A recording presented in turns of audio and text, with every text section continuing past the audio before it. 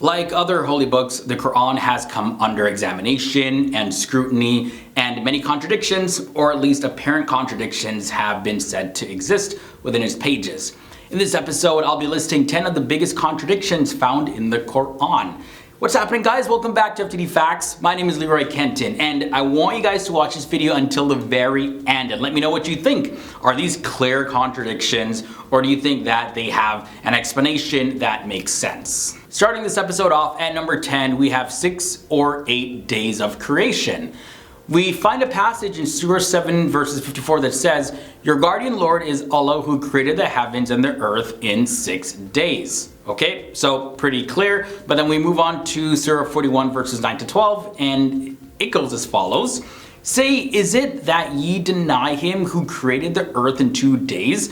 And do ye join equals with him? He is the Lord of all the worlds. He set on the earth mountains, standing firm high above it, and bestowed blessings on the earth, and measured therein all things to give them nourishment in due proportion in 4 days, in accordance with the needs of those who seek sustenance. Moreover, he comprehended in his design the sky, and it had been as smoke. He said to it and to the earth, Come ye together willingly or unwillingly.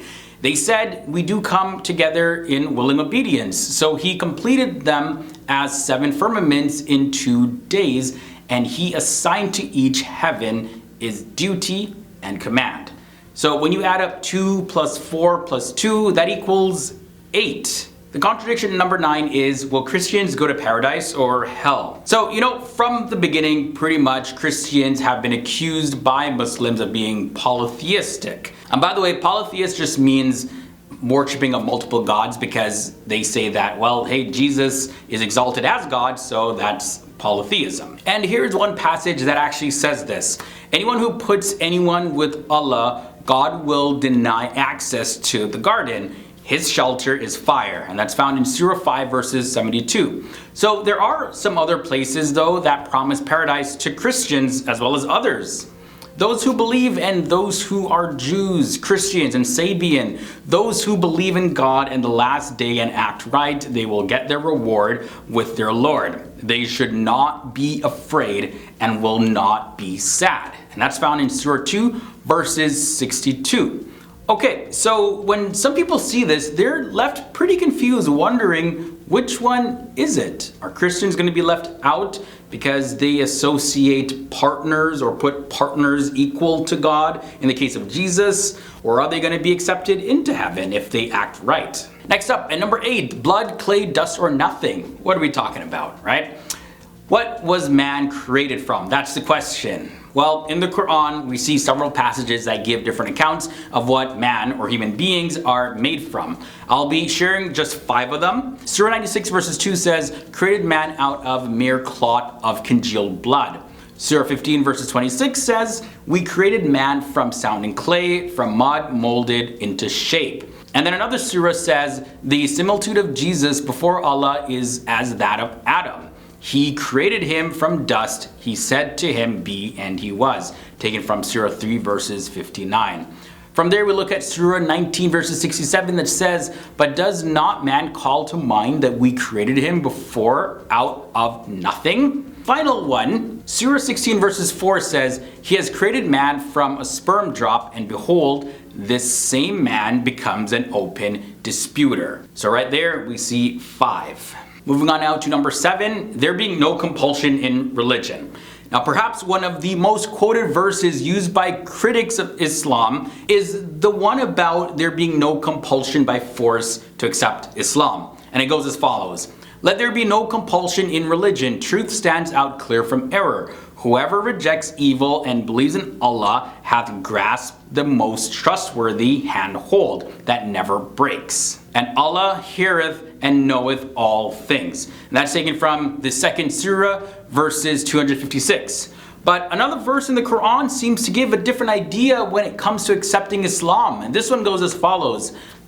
"And an announcement from Allah and his messenger to the people assembled on the day of great pilgrimage.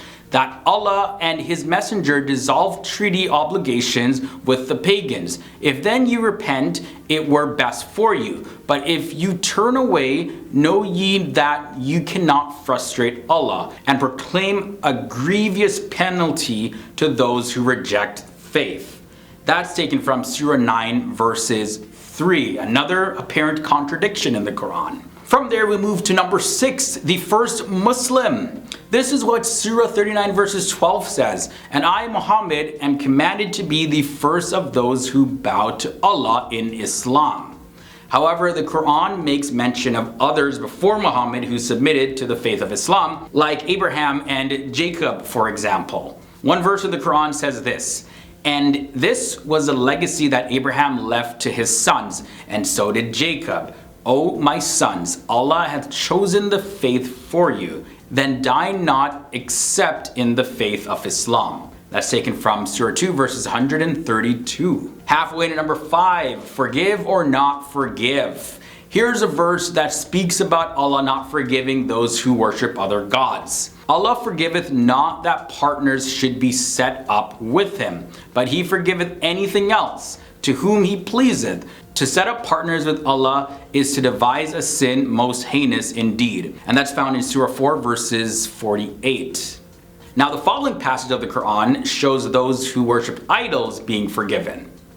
"The people of the book asked thee to cause a book to descend to them from heaven. Indeed, they asked Moses for an even greater miracle, for they said, 'Show us Allah in public.' But they were dazed for their presumption, with thunder and lightning. Yet they worshipped the calf, even after clear signs had come to them. Even so, we forgave them and gave Moses manifest proofs of authority." And that's found in Surah 4 verses 133. Number 4, is this haram? Drinking wine, good or bad? You be the judge, guys. "O ye who believe, intoxicants and gambling, dedication of stones and divination by arrows are an abomination of Satan's handiwork. Eschew such abomination that ye may prosper." That is taken from Surah 5 verses 90. So this verse clearly prohibits wine drinking, right? Now there are 2 other verses that do mention wine actually being a reward. Here is a parable of the garden which the righteous are promised. In it are rivers of water, incorruptible, rivers of milk, of which the taste never changes, rivers of wine, a joy to those who drink, and the rivers of honey, pure and clear. In it there are for them all kinds of fruit, and grace from their Lord. Can those in such bliss be compared to such as shall dwell forever in the fire, and be given to drink boiling water, so that it cuts up their bowels to pieces? That's taken from Surah 47 verses 15, by the way. Now another passage goes as follows. "Truly the righteous will be in bliss. On thrones of dignity will they command a sight of all things. Thou wilt recognize in their faces the beaming brightness of bliss. Their thirst will be slaked with pure wine sealed." That verse is taken from, and this passage is from Surah 83 verses 22 to 25. So wine haram or not? Moving on now to number 3, did Noah's son drown? So the first verse I'm going to quote is Surah 21 verses 76. "And remember when Noah had cried out to us earlier, so we responded to him and delivered him and his family from the great distress."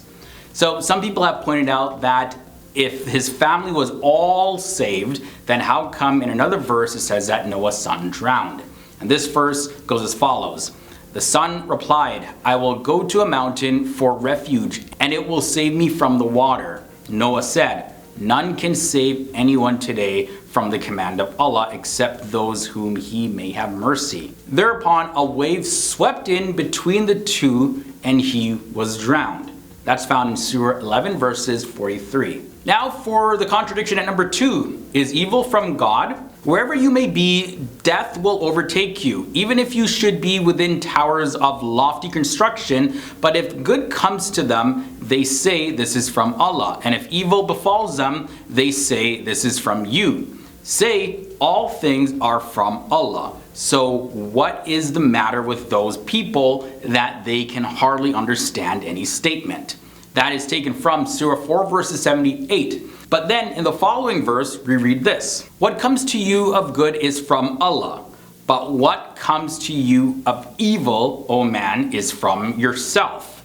And we have sent you, O Muhammad, to the people as a messenger, and sufficient is Allah as witness. So is evil from God or not? Now finally, we end off with number 1, a day with Allah. Is it 1,000 years? Surah 22 verses 47 says, a day with Allah is as 1,000 years of what ye reckon.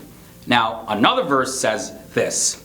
He directeth the ordinance from the heaven unto the earth, then it ascendeth unto him in a day, whereof the measure is 1,000 years of what ye reckon. That is in Surah 32 verses 5, but we find a different time span in the 70th surah. Check it out. Unto him is a day whereof the span is 50,000 years. And that's found in Surah 70 verses 4.